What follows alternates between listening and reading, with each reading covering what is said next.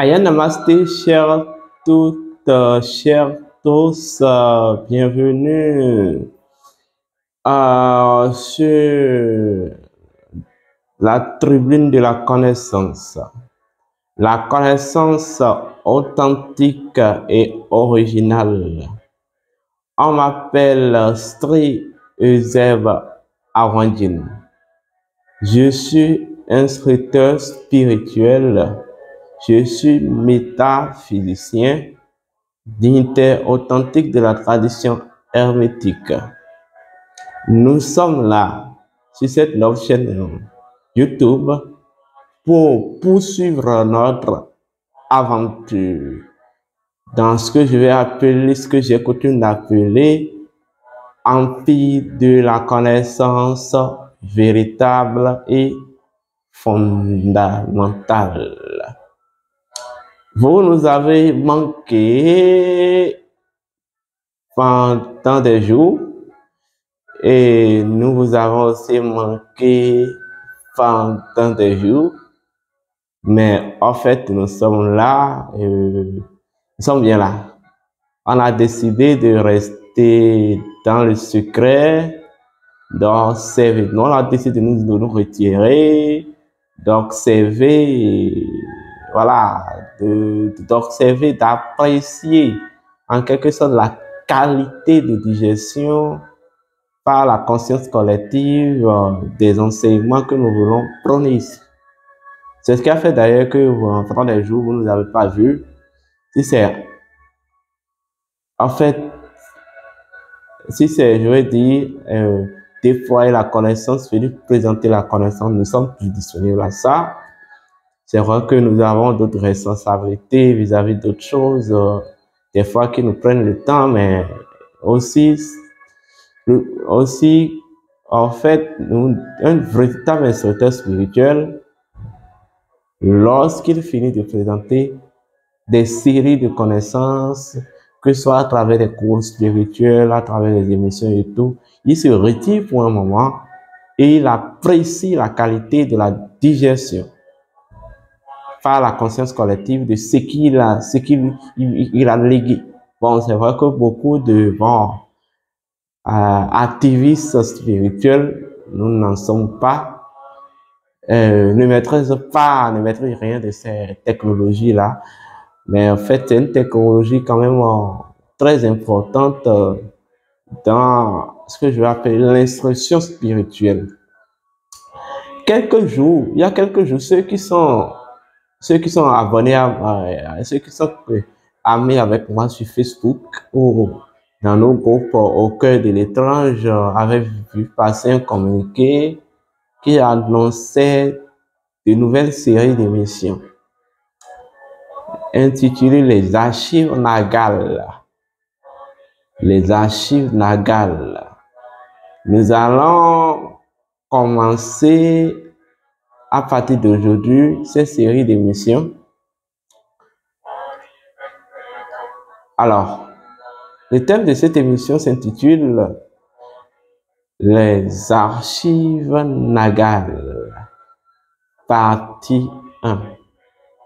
Les Archives Nagales, partie 1. Vous avez souvent entendu parler dans beaucoup de jargon, dans le jargon spirituel, vous avez beaucoup entendu parler dans le jargon spirituel des archives Nagales, ou dans vos recherches à travers des livres, des séminaires et tout, vous avez entendu parler plusieurs fois des archives Nagales. Mais concrètement, c'est quoi les archives Nagales? Pour commencer, c'est quoi une archive? Une archive. En fait, une archive est un élément agrégat de ce que je vais appeler la mémoire. La mémoire, ou je vais dire le principe manasique, ou le principe capacitaire. L'archive est une fonction du principe capacitaire. Et en fait, je vais même dire, c'est tout simplement la possibilité que le principe capacitaire a d'être opérationnel à travers le temps et l'espace. Je répète, une archive représente la possibilité, je vais même dire la potentialité que détiennent le principe capacitaire ou le mana a d'être opérationnel dans le temps et dans l'espace. Voilà même le pourquoi, en fait, le principe premier des archives s'énonce comme suit.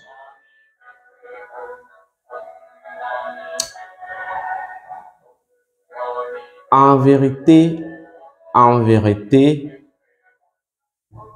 le futur est un passé dans le présent de l'instant. Le futur est un passé dans le présent de l'instant ou dans l'instant présent. Cela veut dire tout simplement que selon les archives, en fait les archives en tant qu'un élément qui en fait intègre l'activité ou qui symbolise l'activité du code, voilà, du code manasique dans le temps et dans l'espace, ne sont que tout simplement, je vais dire, des réceptacles. Des archives sont des réceptacles. Vous voyez, des réceptacles qui contiennent l'énergie transmutée, vous voyez, du mana à travers le temps et l'espace. Est-ce qu'on me comprend? Donc, vous allez constater que ce que vous appelez histoire est souvent rangé dans ce que vous appelez archive. Et on peut même considérer archive comme un livre. En réalité, un archive en langage magique est le grimoire manasique. Dans l'archive, vous avez en fait la conservation des empreintes énergétiques de tout le cheminement d'un mana ou d'un principe manasique à travers le temps et l'espace. Est-ce qu'on me comprend? Ce qui symbolise véritablement les archives, c'est que les archives sont des enjeux. C'est des enjeux. Vous voyez? C'est ce fait qu'en fait, il constitue une égrégore. Vous voyez? Et une égrégore c'est une dissolution unifiée d'un ensemble d'entités. Donc, en réalité, une archive est dotée d'une énergie à caractère récurrent. Ce qui est rangé dans une archive, quand on dit que quelque chose est rangé dans une archive, ça veut dire que la chose a encore la possibilité de se répéter. Est-ce qu'on me comprend? Voilà. Donc, l'archive, selon même son principe premier, inclut le présent, le passé et le futur. En fait, dans l'archive, tout est actuel. Dans l'archive, le passé, le présent, le futur sont transmutés et tout répond au principe de l'actuel. Alors, quand on parle du Nagal, Nagal c'est un mot ancien venu du mot Naga, qui veut dire serpent. Donc, quand on parle des archives Nagal, c'est pour parler des archives serpentines. Alors, beaucoup peuvent se demander qu'est-ce que le serpent vient vraiment chercher dans ce cadre. Comprenez d'abord que toutes les énergies, toutes les entités, les forces et les esprits, bon, voilà, c'est la débat. Dans leur forme, sont tous initialement d'une forme serpentine. Donc, quand on parle de serpent, les serpents, c'est la forme originale d'une énergie ou c'est la forme originelle d'une énergie. Premier niveau de conscience. Deuxième niveau de conscience, le serpent représente le principe de l'intégrale. Donc, le serpent est tout simplement l'équation, vous voyez, par laquelle toutes les choses unies soutiennent l'intégralité universelle, ou toutes les choses unies, voilà, configurent la fonction de l'intégralité universelle. Donc, le serpent est le principe de l'intégrale. Pour dire, le serpent représente tout simplement le tout. Vous comprenez? Le serpent représente le tout. Le tout, que soit la création dans le tout, en fait, le tout simplement. Donc,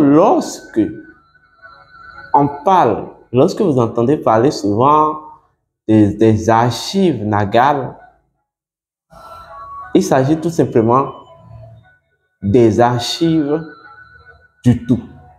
C'est-à-dire,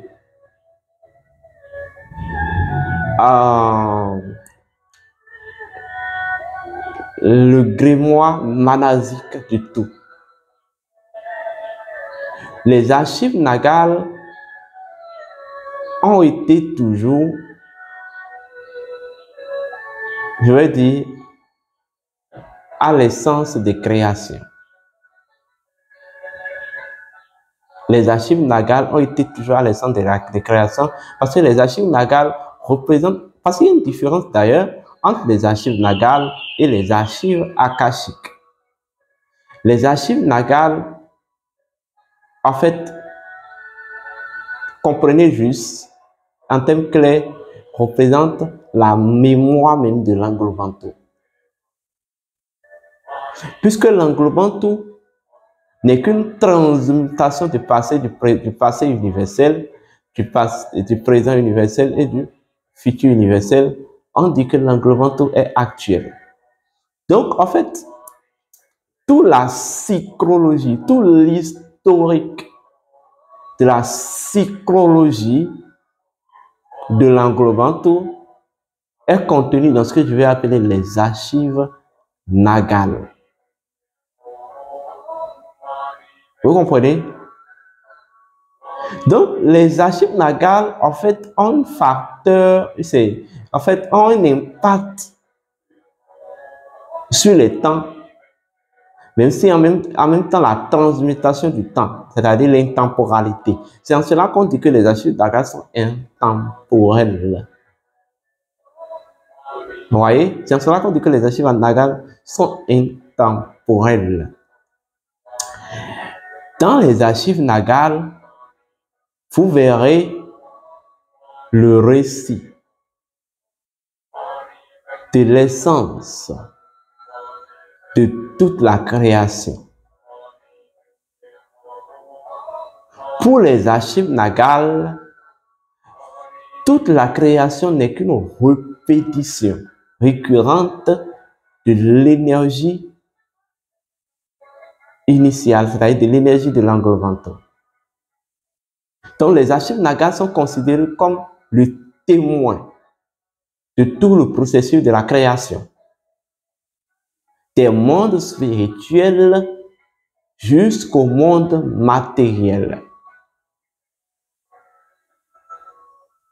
Vous comprenez? Les archives nagales détiennent en elles, je vais dire, tout le processus d'être-té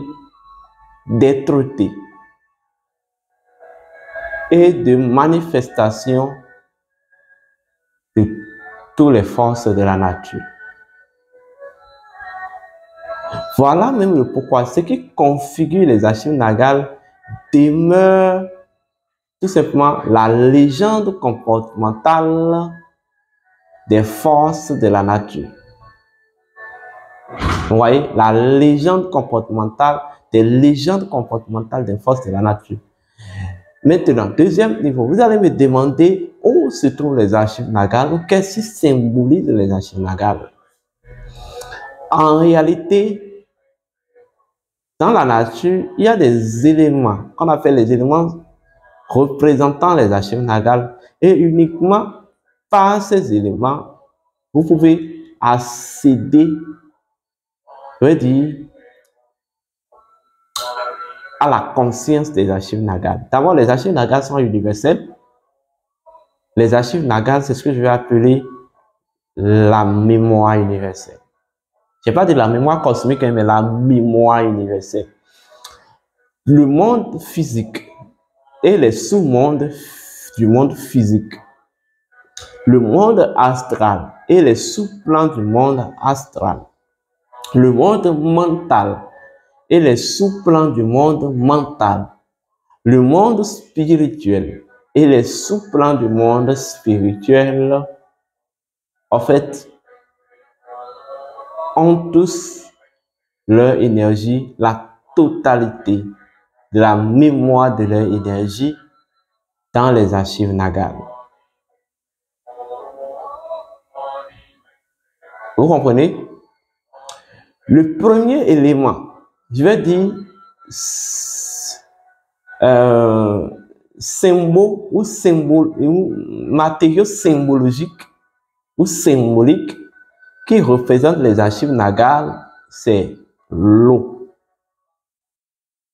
Oui, l'eau. Et en fait,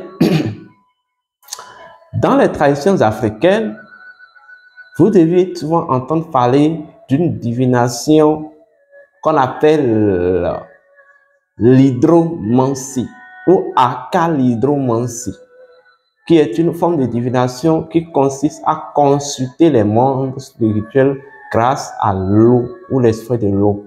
En fait, je vais vous dire la vérité aujourd'hui, ce n'est qu'une propriété des archives nagales. L'eau ou toutes les mancies ou les divinations associées à la technologie de l'eau permet de consulter les archives nagales.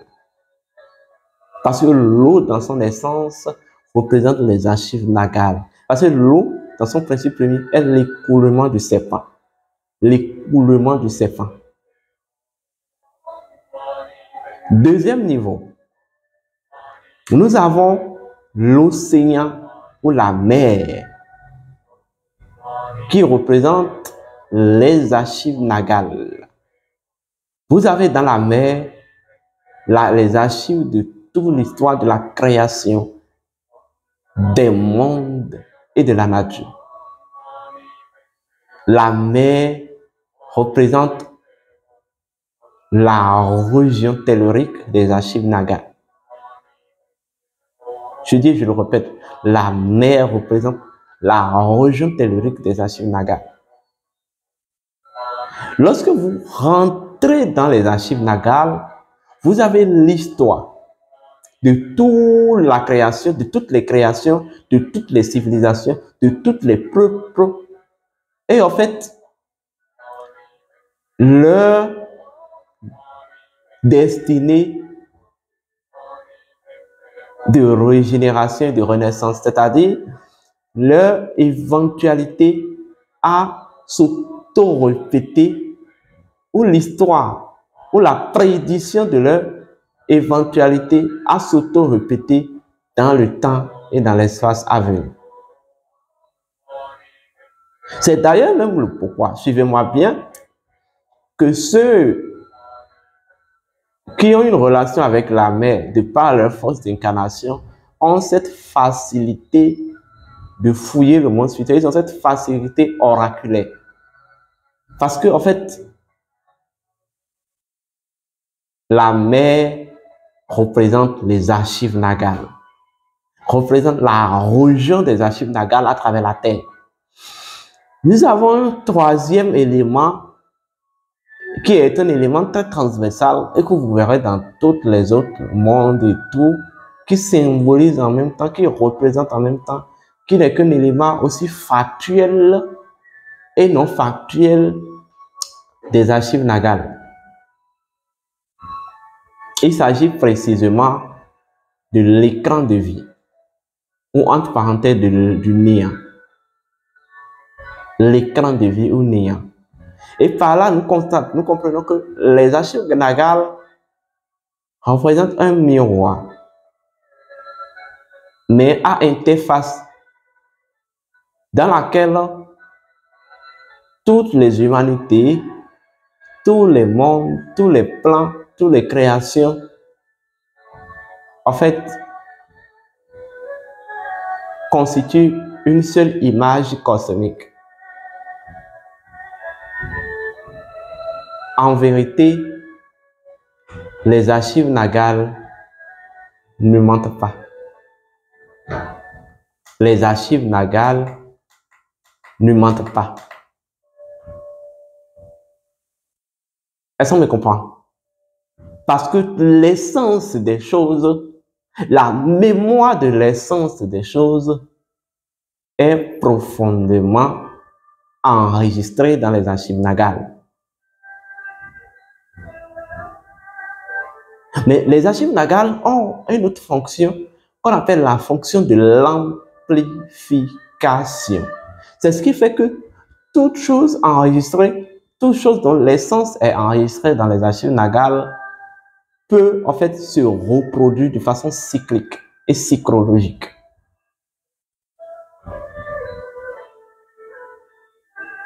Voilà même le pourquoi aussi le mode opératoire des archives nagales s'énonce comme suit. Rien ne se crée, rien ne se fait, tout se transforme dans la nature. Est-ce qu'on me comprend? Lorsque vous remontez dans la tradition de l'Égypte antique, vous allez souvent entendre parler, en fait, de la mémoire Isiaque ou Isis Mana. En vérité, quand on parle d'Isis Mana ou de la mémoire Isiaque, c'est pour faire référence aux archives nagales. Parce que Isis est considérée même comme, je veux dire, celle qui est veilleuse, celle qui veille sur les archives nagales et celle qui tient, en fait, à l'accomplissement de la prédiction, de l'historique ou des prévisions des archives nagales.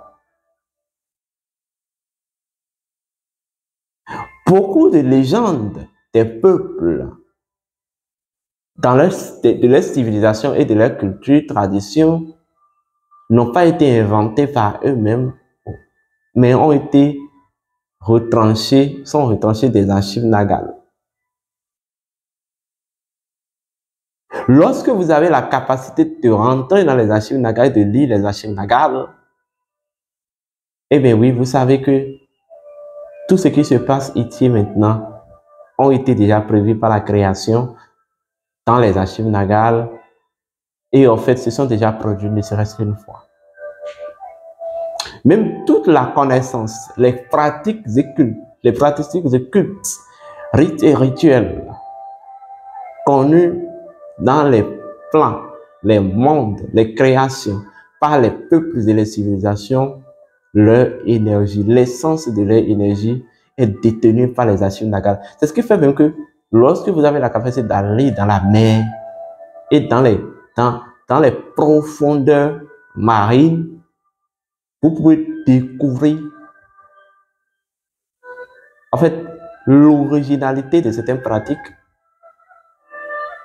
quand même connues par le passé, indispensables à la création ou à l'humanité, mais gardées, dont l'essence est gardée dans les archives nagales.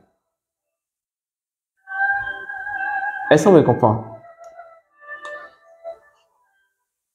En réalité, en vous, votre sang porte la vibration des archives nagales. Votre sang, le sang est le siège des archives nagales à travers votre corps ou à travers votre nature, je veux dire, à travers, oui, votre être. Parce qu'il y a ce que je vais appeler le sang spirituel et le sang matériel, le sang factuel. Mais votre sang porte